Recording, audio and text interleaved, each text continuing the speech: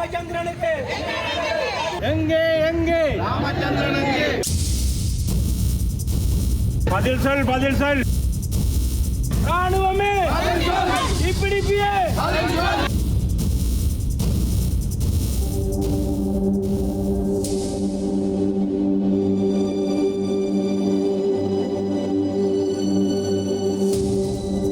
இராணுவத்தினால் கைது செய்யப்பட்ட நிலையில் காணாமலாக்கப்பட்ட ஊடகவியலாளர் ராமச்சந்திரனுக்கு நீதி வேண்டியும். இதேபோன்று இராணுவத்தினால் கைது செய்யப்பட்டு காணாமலாக்கப்பட்டு மற்றும் உயிரிழந்த ஊடகவியலாளர்களுக்கு நீதி கோரியும் இன்று பருத்தித்துறை நகர் பகுதியில் கவனஈர்ப்பு போராட்டம் ஒன்று முன்னெடுக்கப்பட்டுள்ளது.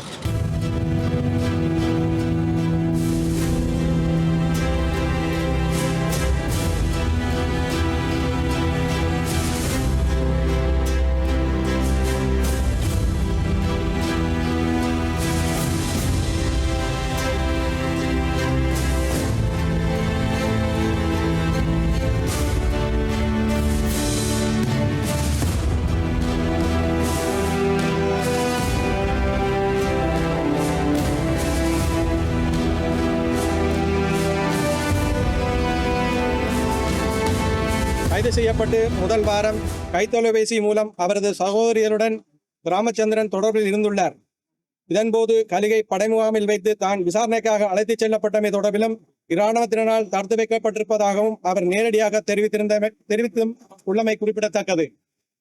குறித்த சம்பவம் இடம்பெற்று இன்று 19 வருடங்கள் கடந்துள்ள நிலையில் அரசு தரப்பு இது தொடர்பில் அவருக்கு என்ன நேர்ந்தது என்பதை கண்டறியவோ உரிய நீதி விசாரணையை முன்னெடுக்கப்படவோ சம்பந்தப்பட்டவர்களை சட்டத்தின் முன் நிறுத்தவோ எதுவித நடவடிக்கைகளும் இதுவரை எடுக்கப்படவில்லை. இடைப்பட்ட காலத்தில் 2018 ஆண்டில் இறுதி காலகட்டத்தில் 3 மாத இடைவெளியில் தந்தையின் தாயும் தனது மகனை காணாமலேயே அடுத்தடுத்து உயிரிழந்துள்ளனர். ஏனைய கண்கண்ட சாட்சிகளும் கால நீட்சியில் மரணித்து விட்டன. இந்நிலையில் ராமச்சந்திரன் சகோதரி மட்டுமே தற்போது உயிர் வாழும் சாட்சியமாக நம்மிடையே வாழ்ந்து வருகின்றார். அது மாத்திரமல்லாது கால நீட்சியும் ஏமாற்றமும் ஏற்படுத்திய உளச்சோர்வுக்கும் ஆட்படுத்தப்பட்டுள்ள நிலையிலும் இன்றும் தனது சகோதரனை காணும் பேராவலுடன் அவரது சகோதரி ஏக்கத்துடன் காத்திருக்கின்றார்.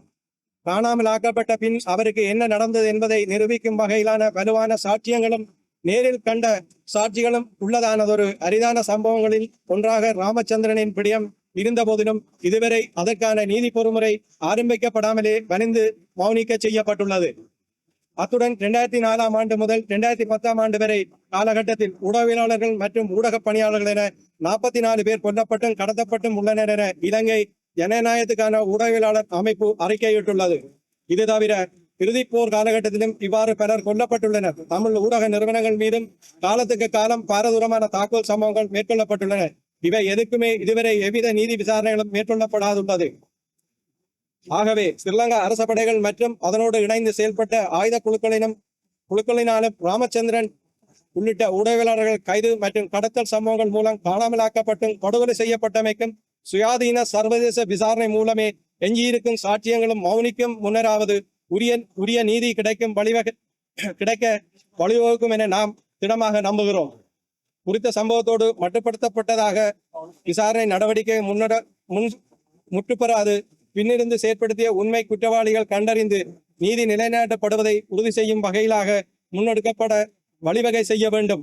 தமிழ் ஊடகத்துறை மீது காலத்துக்கு காலம் வெவ்வேறு வடிவங்களில் தொடரும் அச்சுறுத்தல் நிலையினை உடனடியாக தடுத்து நிறுத்துவதற்கும் அதற்கு காரணமானவர்களை பாரபட்சமின்றி சட்டத்தின் முன் உரிய நீதியினை வழங்குவதற்கும் சுயாதீன சர்வதேச விசாரணைக்கு ஜனாதிபதி அனுரகுமார திசாநாயக்க அவர்கள் உரிய நடவடிக்கை எடுக்க வேண்டும் என இத்தருணத்தில் யாழ் வடமராட்சி ஊடக இல்லம் வலியுறுத்தி நிற்கின்றது.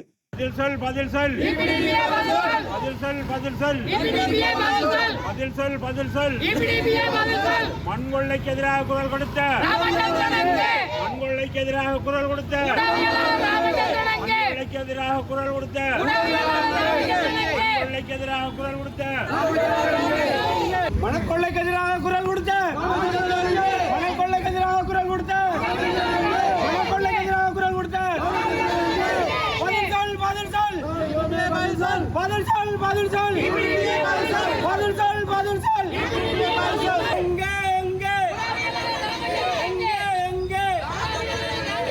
வணக்கம்.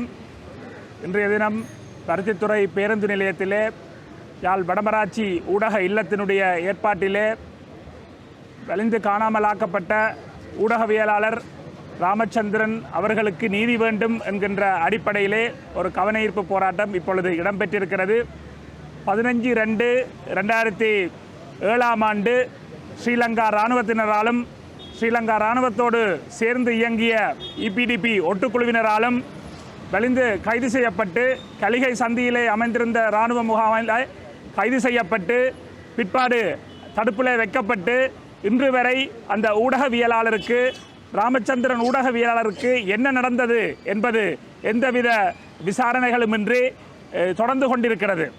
பரணகம ஆணைக்குழுவுக்கு பெற்றோரும் சகோதரியும் தங்களுடைய வாக்குமூலங்களை பதிவு செய்து அதன் மூலமாக கூட எந்த ஒரு நடவடிக்கையும் இந்த நிமிடம் வரை எடுக்கப்படவில்லை.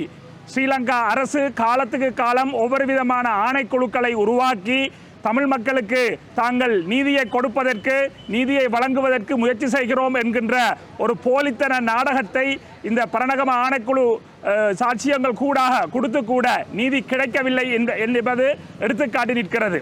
ஆக அந்த அடிப்படையிலே ஒரு ஜனநாயகத்தினுடைய அடிப்படை ஒரு தூண்களிலே ஒன்றாகிய ஊடகவியல் ஊடகத்துறைக்கு சுதந்திரம் இல்லாத தன்மையும் ஊடகவியலாளர்கள் சுதந்திரமாக சுயாதீனமாக செயற்பட முடியாத ஒரு அடக்குமுறையைத்தான் இது எடுத்துக்காட்டி நிற்கிறது.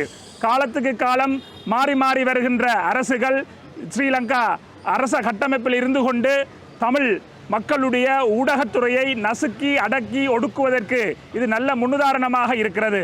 அதனால்தான் நாங்கள் மீண்டும் மீண்டும் சர்வதேச நீதியை வலியுறுத்தி நிற்கின்றோம். சர்வதேச சமூகம் எங்களுடைய இந்த நீதி ஊடகவியலாளர் ராமச்சந்திரனுக்கு நடைபெற்ற அந்த காணாமல் ஆக்கப்பட்ட சம்பவத்துக்கு அந்த இன அழிப்புக்கு பொறுப்பு கூற வேண்டும். ஸ்ரீலங்கா அரசுக்கு அழுத்தத்தை கொடுப்பதன் ஊடாக இப்படியான ஊடகவியலாளர்கள் தமிழ் பரப்பிலே காலத்துக்கு காலம் காணாமல் ஆக்கப்பட்டும் கொன்றொழிக்கப்பட்டும் படுகொலை செய்யப்பட்டும் வருகின்ற சம்பவங்களுக்கு முற்றுப்புள்ளி வைக்கப்பட வேண்டும். எப்பொழுது தமிழர்களுக்கு தங்களுடைய சுய நிர்ணய உரிமையை தீர்மானிக்கக்கூடிய ஒரு நிரந்தர அரசியல் தீர்வு வழங்கப்படுகிறதோ அப்பொழுதுதான் தமிழர்களை ஆட்சி செய்யக்கூடிய ஒரு நிலை ஏற்படும் பொழுதுதான் ஊடக சுதந்திரம் என்பது முற்றுமுழுதாக உறுதிப்படுத்தப்படும் என்ற அடிப்படையிலே சர்வதேச சமூகம் இதற்காக குரல் கொடுக்க வேண்டும் என்று சொல்லி பொத்துவில் தொடக்கம் பொலிகண்டி வரை மக்கள் பேரெழுச்சி இயக்கத்தின் சார்பிலே வேண்டி நிற்கின்றோம்.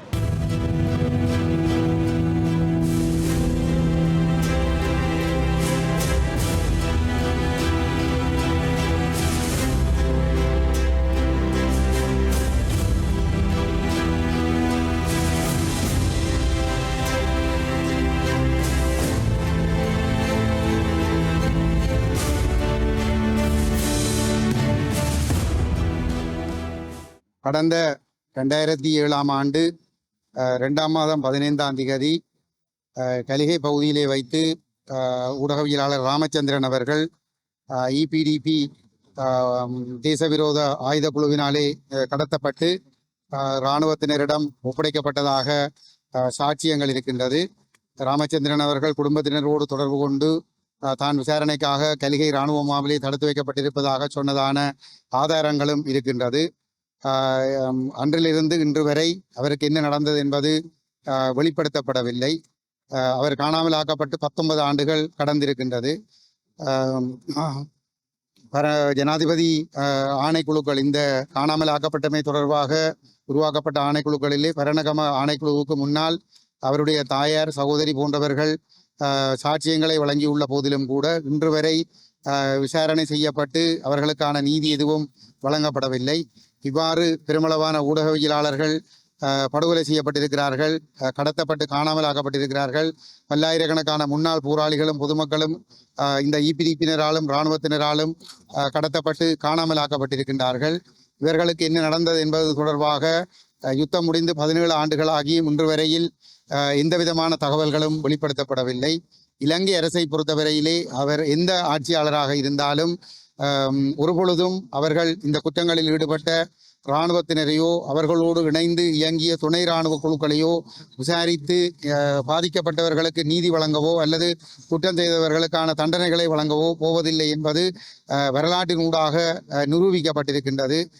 அந்த வகையிலே தமிழர்கள் ஒட்டுமொத்தமாக வடகிழக்கு தமிழர்கள் புலம்பெயர்ந்து வாழ்கின்ற தமிழர்கள் கூட்டாக இணைந்து கடந்த 17 ஆண்டுகளாக தமிழ் மக்கள் மீது புரியப்பட்ட இனப்படுகொலைக்கு ஒரு சர்வதேச குற்றவியல் விசாரணை நடத்தப்பட வேண்டும் என்பதனையும், அதே போன்று இந்த வலிந்து காணாமலாக்கப்பட்டமைக்காகவும் ஒரு சர்வதேச விசாரணை ஒன்று, சுயாதீனமான விசாரணை ஒன்று நடத்தப்பட வேண்டும் என்பதிலும் உறுதியாக நின்று செயல்பட்டு வருகின்றோம். இந்த பொறுப்புக்கூறல் விவகாரமானது ஐக்கிய நாடுகள் மனித உரிமைகள் பேரவைக்குள் கடந்த 15 ஆண்டுகளாக முடக்கப்பட்டிருக்கின்றது.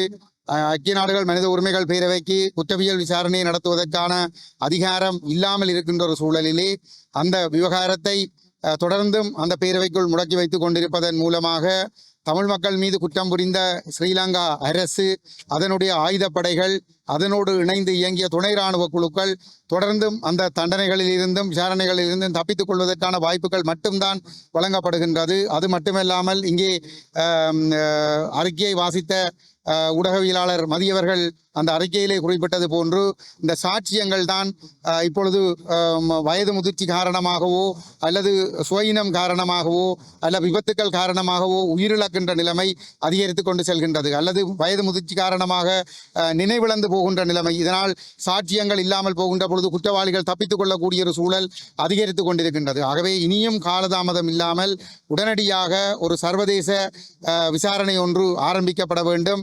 இலங்கை அரசாங்கம் ஒரு பொழுதும் நீதி தராது. அது அனுரகுமார அரசாங்கமாக இருந்தாலும் அதற்கு விதிவிலக்கு அல்ல. இந்த காணாமல் போனமை, கடத்தப்பட்டமைகள் மற்றும் படுகொலைகளுக்கு அனுரகுமார திசாநாயக்கா உள்ளிட்ட ஜேவிபியினருக்கும் முற்றுமுழுதான பங்கு இருக்கிறது. இந்த 2002 ஏற்பட்ட ஒரு அமைதி உடன்படிக்கையை குழப்பி மீண்டும் ஒரு யுத்தத்திற்குள் நிலைமையை தள்ளி கொண்டு சென்றதிலே இந்த இனவரி பிடித்த ஜேவிபியினருக்கும் பங்கிருக்கிறது. அதிலே அனுரகுமார திசாநாயக்காவுக்கும் பங்கிருக்கிறது. ஆகவே அவர் நீதி தருவார் என்று நாங்கள் முட்டாள்தனமாக நாங்கள் நினைக்கக்கூடாது. அவர்கள் இடதுசாரிகள் என்று சர்வதேச சமூகத்தை ஏமாற்றி கொண்டிருக்கின்றார்கள். அவர்களுக்கும் இடதுசாரிகளுக்கும் எந்த சம்பந்தமும் இல்லை. மிக கொடூரமான பொலிவரி கொண்டவர்களாகவே இந்த ஜேவிபியினரும் என்பிபியினரும் இன்று காணப்படுகின்றார்கள். ஆகவே ஒரு கணமும் தாமதிக்காமல் இந்த பொறுப்புக்கூறல் விவகாரம் ஒரு சர்வதேச விசாரணையாக ஆரம்பிக்கப்பட வேண்டும் என்பதனை தமிழ் தேசிய மக்கள் முன்னணி, தமிழ் தேசிய பேரவையாக நாங்கள் இந்த இடத்திலே வலியுறுத்தி கொள்ள விரும்புகிறோம். கரவட்டியை சேர்ந்த ஊடகவியலாளர் ராமச்சந்திரன் கடந்த 2007ஆம் ஆண்டு இராணுவத்தினால் கைது செய்யப்பட்ட நிலையில் காணாமலாக்கப்பட்டிருந்தார். அவர் காணாமலாக்கப்பட்டு 19 ஆண்டுகள் கடந்த நிலையில் அவர் உயிருடன் இருக்கின்றாரா இல்லையா என்பது கூட தெரியாத நிலையில் குடும்பத்தினர் தவிக்கின்றனர். இதே போன்று பல ஊடகவியலாளர்கள் காணாமலாக்கப்பட்டு உயிரிழந்த ஊடகவியலாளருக்கு நீதிவன்றி யாழ் வடமராட்சி ஊடக மையத்தின் ஏற்பாட்டில் இந்த கவன ஈர்ப்பு போராட்டம் முன்னெடுக்கப்பட்டது. இந்த கவன ஈர்ப்பு போராட்டத்தில் ஊடகவியலாளர்கள் மற்றும் கட்சி பேதங்களை கலந்து பல அரசியல் பிரமுகர்கள் மற்றும் சமூக ஆர்வலர்கள் கலந்து கொண்டு தமது எதிர்ப்பினை வெளியிட்டிருந்ததை உங்களால் அவதானிக்கக்கூடிய மாதிரி இருந்திருக்கும்.